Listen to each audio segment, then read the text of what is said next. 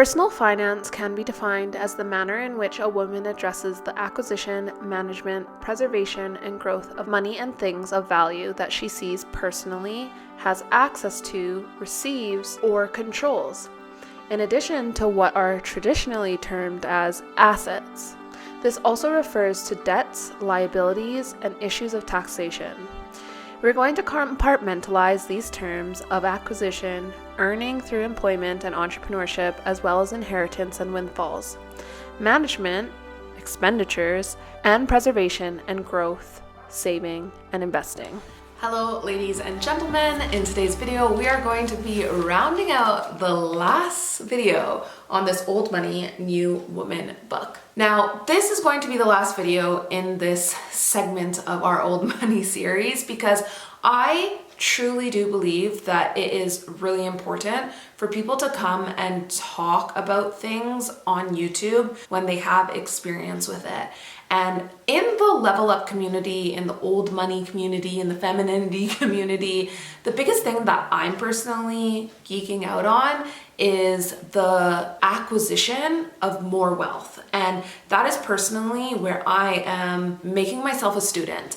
And although there's a few things that I can share, which I will share today, I am not going to dive as deep on this section of this book because I just feel like I am not in a position to serve you well with that, or at least to the caliber that I would like to. So that disclaimer is out there. Let me talk to you a little bit more about how we can manage our finances like an old money woman. So first things first, whenever you're taking any type of financial advice from anybody, you're going to want to be sure that you're not just getting general blanketed advice, because that's like the biggest red flag, because everyone's financial situation is going to be so different and so unique. And so really they need to be giving you tailored advice, because really your financial situation, your personal goals, your personal situation are all going to be different variables. So you need to have something that is completely custom to you. Despite arguably doing more of the work at home and at the office and being paid less on the job, not to mention getting zero pay at home, women around the world still manage to control billions in assets, day in and day out. They make economic decisions which multinational corporations rely upon for their very existence, not to mention their profits, day in and day out. Women often balance the budget and the checkbook for their families and monitor savings and investments as well. As the gatekeepers of what does and doesn't enter into a family home, a woman's choices are pivotal. If a woman decides a product or service is unsafe for them or their families, the product or service will not sell. It is doomed. Just as we've said that you must pay for what you purchase, corporations will also pay for making products that don't resonate with women, are not considerate of women, or are not approved by women. Be attentive to the power you have as a woman. Now, after we've gone through that, I have to say this is why I don't believe in 50-50. In a traditional household, and even in non-traditional households, there are often people that tend to fall into gender roles. And I know that there are people who maybe it is the man that stays home and the woman goes out and works and is the breadwinner. But I do think that those people are the exception and they're not the rule. So take that with a grain of salt. But for me personally, it's why I don't believe in 50-50, because out of all of my girlfriends, all of my friends, all of my family, the woman is doing way more work, and to go out into the world and then have to come in and pay 50-50 all whilst taking care of children and doing all of the housework, or majority of the housework, the math is not mathing, my friends. And so I personally don't believe in 50-50. Now that also doesn't mean that I think that women shouldn't have their own money. 100% I think a woman should have her own money. And I also think that it becomes very beneficial, because if there is ever a moment where a family needs to rely on the woman's money, at least it's there. However, I think one of the biggest takeaways that I have from this chapter and portion of the book is that we as women have so much influence. And for me personally, in the pandemic, I really got to witness that in my own household, because women are usually who is determining what gets brought into the house, what gets taken out of the house. When I look at any of my family members, even my husband's family members, it is typically the woman that is deciding. And so I think that's such a unique and amazing place to be in. But it also comes with a lot of responsibility, because that influence is really dictating where your family and yourself goes to next. So obviously this comes with some advantages for women, and we can understand that we're not victims in these situations, even though we are in a male-dominated world. We aren't helpless, we are actually in the driver's seat.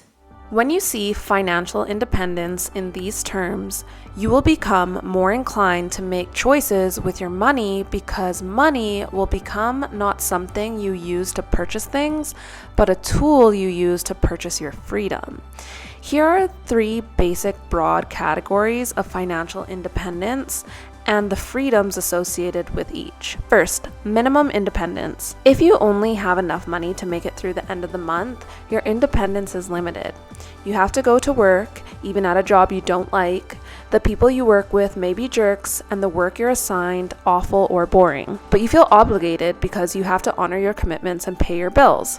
In this situation, you may not fulfill your potential and end up feeling less than fantastic about yourself. Intermediate independence. If you have enough money in savings to pay the rent and eat beans for 6 months to a year, you have more freedom, especially if you get laid off or want to start a business in your living room. If someone mistreats you at work, you can stand up to them confidently, litigate, and/or leave. You can seek and wait for a job you really like. You can take a job that doesn't pay well for a period of time, knowing that you have a pad of cash to cushion you as you move forward towards your goal. Optimum independence. If you have enough money to live for the rest of your life without working for a paycheck, you have a maximum amount of freedom, a multitude of options. Ironically, to be happy, most of those options you'll consider will involve work. Big difference is that you choose the work you do, and it will probably be the work you love to do. So a few weeks ago, I put a message on the community tab saying that I've got some things going on and I may be a little bit absent from here on YouTube. And I've also said this in multiple videos that I use this channel as a way to hold myself accountable to practice what I'm learning about on my level up journey. And connecting with so many of you is also helping me implement these things in my life and honor that. But a few weeks ago, my husband went into his place of work, and he's worked there for almost 2 decades, literally 18 years. And the whole place shut down. And thankfully, he was in a position where he was already looking at other opportunities, but there was about a 3-week span where everything was up in the air.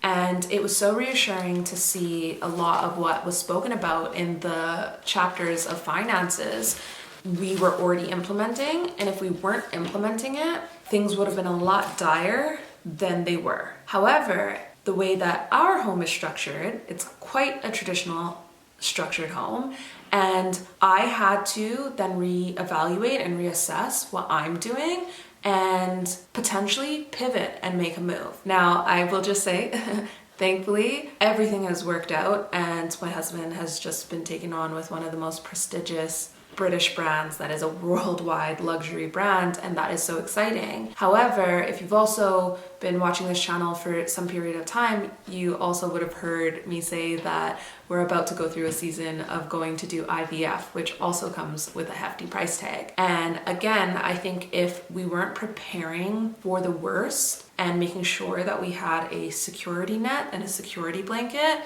we would have been in a lot worse of a situation when all of this hit the fan in a matter of 4 days. And so I think it's so important to take your finances seriously, and it's why for me on my level up journey, this is the area that I'm investing in the most.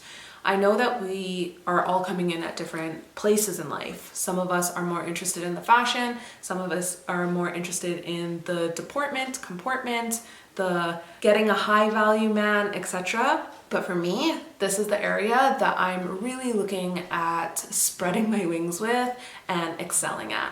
So again, if you've been following this channel for any period of time, you would have heard me say I deleted all of my Instagram followers this year. And so for this to have happened really has been a bit of a nightmare, because now that I don't have any more followers, that has really reduced my capacity for bringing in new brand work until I grow my audience again. And so I thought I would tell you some of my goals, and then maybe you can see and assess what are the goals that you are putting before yourself in order to grow and acquire your financial wealth. So as I just mentioned, I will be looking at rebuilding my brand and have it a lot more cohesive. I'm really excited for that. And if you don't follow me over on Instagram, I'd really love if you did. And the next phase that I will be going into after that is, I think I would like to get a job in tech. And so I've started taking some free online certifications in order to prepare me for that application process. I'm not too sure how stealthy the industry is when it comes to getting a job, but I think I should be okay and should be able to acquire that. If you are new here and you don't know a little bit about my story, I do have a social media agency, and that is primarily what I have been supplementing my income with since I deleted all of my followers on Instagram. And so I don't know if I necessarily want to take on more clients, but I would like to revise and refine the current client workload that I have and potentially put out a online course to help assist them with their management of their social media accounts. So that's something that I'll be looking at doing like on my evenings and weekends if I were to successfully acquire a job in tech. I am personally working with quite strict and tight deadlines with this because, as I did mention previously in this video, we are looking at doing our IVF. However, it probably won't be until October now. And so I just kind of looked at the time frame that I might have here. October is a few months away, and then you're pregnant for almost 10 months. And then I would have a maternity leave, because that's the other thing about working for yourself is you won't get a paid maternity leave. So I think I could be quite strategic with the timing here and get a good year of work in, and then have a maternity leave if everything goes according to plan. Now, one of the things that I'm looking forward to doing with that year of budget, hopefully, that I make if I am able to successfully land a role in tech, is to get an investment property. So I have been looking at potentially, hopefully, some properties in Portugal. Portugal is up and coming and booming right now, and it's really affordable to get property there. Equally, my dad's side of the family is Portuguese, but it would be my great grandparents, so I wouldn't qualify to get my citizenship. However, I believe if you buy property in Portugal and you live there 1 week a year, you can then get your citizenship there, which then would open me up to being able to move throughout Europe. And I would like to have different investment properties in the years to come in different countries. From there, by the time I'm at this point, I'm hoping to be able to do a little bit of investing with some stocks. My husband and his side of the family, they have been quite versed with that, and so they have financial advisors that they typically go and take advice from, and so that's where I would like to head to after I have achieved some of the previous goals that I'm setting for myself. Now, will all of these things happen? I'm not sure. If they do, great, and if they don't, I'm sure I would have pivoted to another route or pathway that will hopefully bring me in some success. But I think it's so important to potentially have a plan of where you want to go, and if that changes, that's totally okay.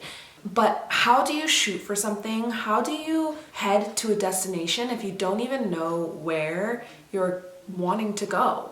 And so if you are wanting to manage your finances like an old money gal, I think the biggest thing is that you have to sit back and ask, what do you even want for your life? And then go pick up resources like this book, and then work your way backwards and reverse engineer what it is that you need to do in your day-to-day to get you there, because your path might look completely different to mine.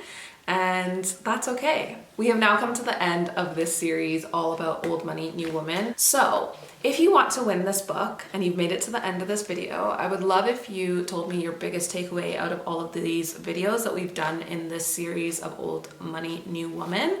And just leave that for me in the comment section below, and we will be doing a giveaway in 7 days time. So I really hope you enjoyed this segment of our Old Money series. Good luck. I hope you enjoy the book once you receive it.